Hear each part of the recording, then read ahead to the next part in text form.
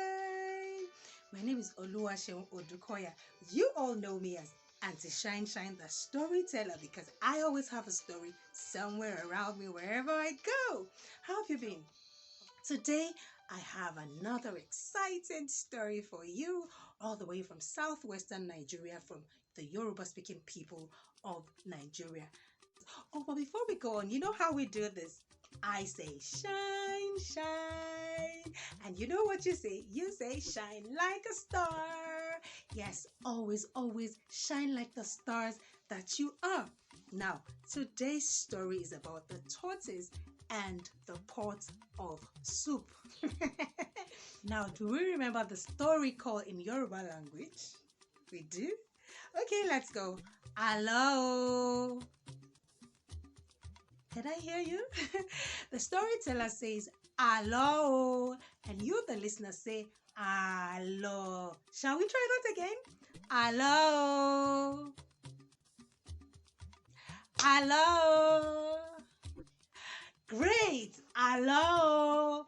Hello.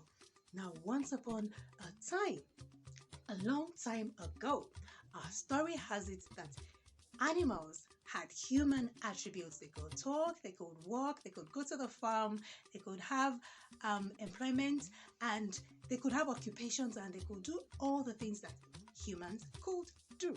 Now, at this time, tortoise, Ijapa, tortoise is known as Ijapa in the Yoruba language, was married to his wife, Yonibo. Ijapa àti Yonibo. That's to say, Ijapa and Yonibo. Now, Ijapa and Yonibo were married for a number of years. They desired to have a child, but unfortunately, this was not happening. They waited and waited and waited, and months became years, and years passed and passed by, and they were not happy because of this their desire, which they hoped and prayed would be satisfied. So after a long time of waiting, somebody told the couple, that is Ijapa and Yonibo, that there was a great medicine man somewhere across the rivers and some mountains who could help this couple. They were told that this medicine man was very, very strong and he could help them to find the solution to their problems. So guess what? Ijapa got up and he set out on the journey, and Yonibo, his wife, prayed for him before he left. And so he traveled and traveled. In those days, there were no cars. Everybody went everywhere on their feet. Can you imagine how tiring that could be? Anyway, because of this great desire of theirs, Ijapa set out on this journey. He trekked and trekked and trekked and trekked over mountains, down through valleys, across rivers, just to find the solution to this their desire to have their own baby.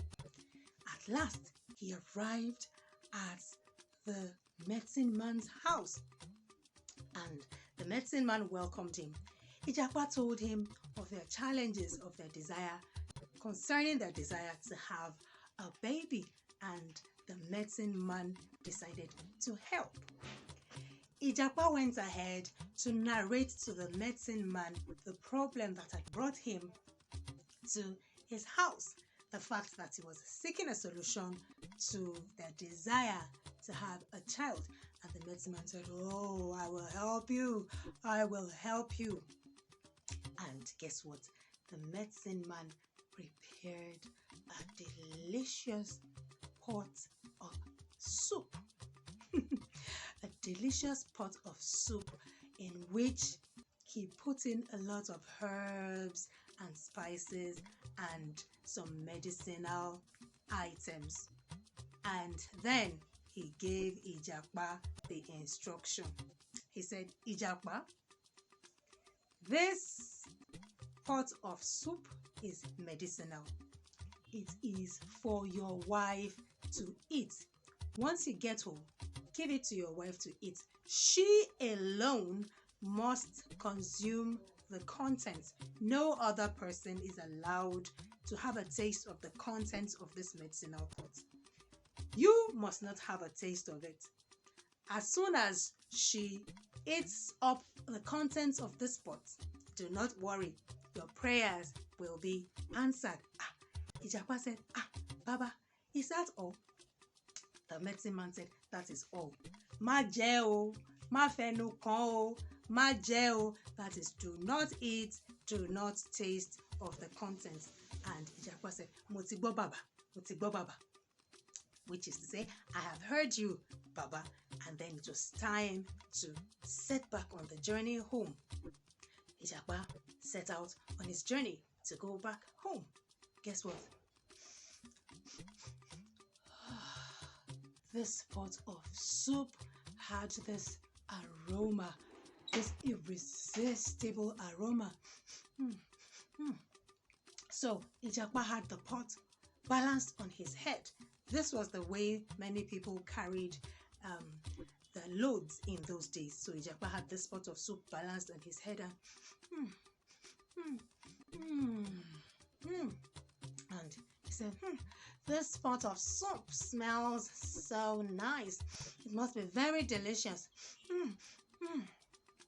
But Baba says I shall not have a taste. So, okay, let me just go ahead and take this home to Yonibo. And he kept up on his journey, trekking and trekking and trekking. But, this soup, the smell. Can I resist? Can I? He looked around. Maybe just a taste. And so Ijapa brought down the pot of soup, opened the lid, and you know when your mom is preparing that delicious soup in the kitchen, and you can't resist the aroma. This was the situation Ijapa found himself in. He said, maybe just a taste, just a teeny weeny tiny taste.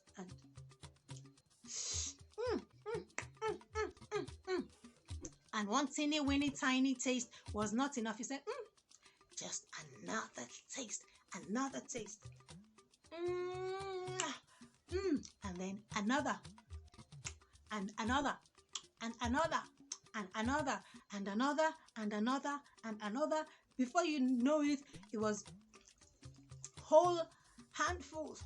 Ijapa did more than taste the soup. He ate and ate and ate the meat in it, ate everything. He licked up the whole pot and he finished the whole contents of the pot. Can you imagine? This was soup that he had been warned.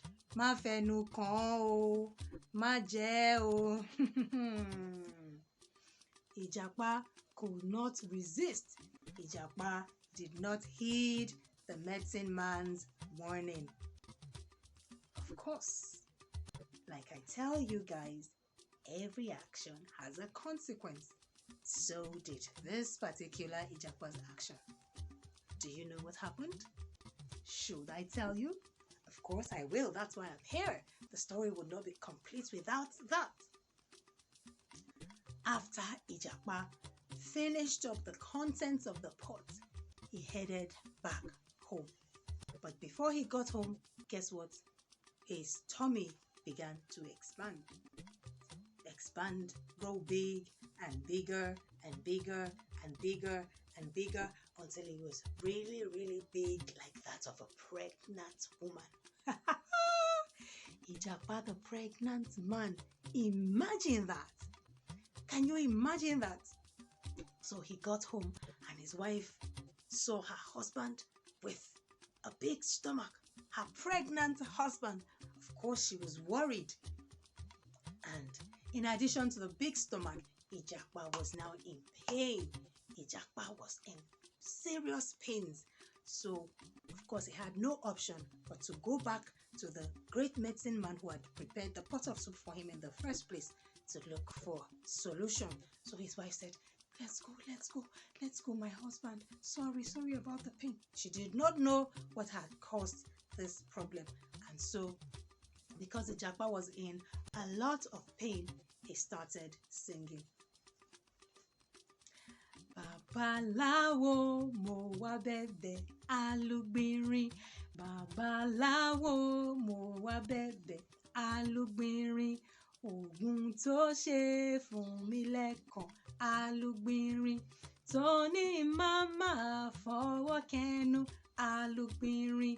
Tó ní má máa fẹsẹ̀ kẹnu alúgbìnrin. Gbòǹgbò ló yẹ mí lẹ́sẹ̀ alúgbìnrin. Mo fọwọ́ kọbẹ̀ mo mú kẹnu alúgbìnrin. Mo bójú okùn orí gbẹ̀ndú alúgbìnrin. Babaláwo mo wá bẹ̀bẹ̀ alúgbìnrin. Babaláwo mo wá bẹ̀bẹ̀ alúgbìnrin.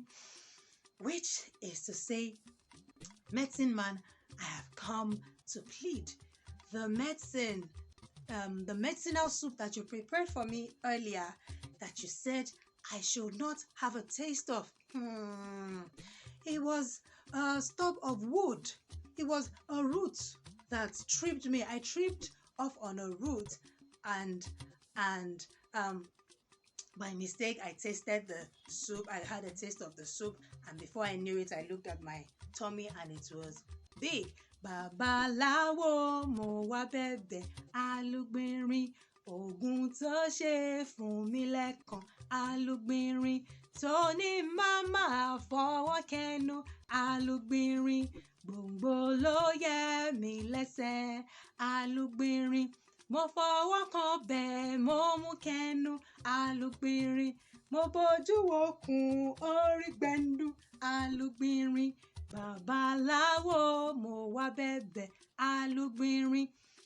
And of course, because in the song he was narrating all that had happened, his wife got to know that Ijapa had actually had a taste, in fact consumed the content of the medicinal pot that was actually meant for her, so that they would get a solution to the problem of looking for a child. Of course, she was angry. She was very, very angry. And so Ijapa went back to the medicine man, singing his song, Babaláwo mo wá bẹ̀bẹ̀ alúgbìnrin. And of course, when he got there, the medicine man told him, I warned you. But anyway, seeing the serious pains that Ijapa was in, he had pity on him and gave him the antidote to the problem. And gradually, Ijapa's stomach reduced. But there was now no child. Ijapa was very, very, very sad about this. He learned his lesson in a very, very hard way, to obey instructions, to have self-control, to obey instructions, and then to be able to exercise self-control. Since that day, Ijapa has learned his lesson and will never, ever, ever touch what he is not supposed to touch. I do hope you have enjoyed today's story. Thank you for joining Aunty Shine-Shine. Till I come your way again in another episode of Storytime with Aunty Shine-Shine, keep shining. The tortoise features in many African stories, just like in Aunty Shine-Shine story today. Let us take the opportunity to learn some fun facts about the tortoise. Fill in the blank space with the following words: turtles and tortoises.